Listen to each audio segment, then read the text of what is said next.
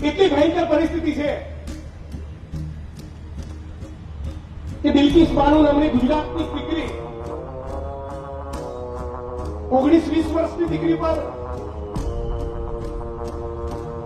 RSS અને ભાજપના મનોવાદી લોકો બળાત્કાર કરે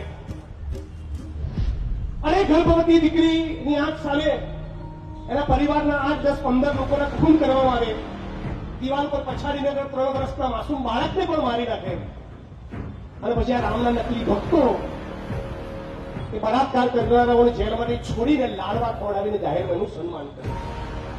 મણિપુરમાં સ્ત્રીઓને નગ્ન કરીને ફેરવામાં આવે. હાથરસમાં દલિત સમાજની દીકરીનું મૃતદેહ પણ એના પરિવારજનોને મળે નહીં.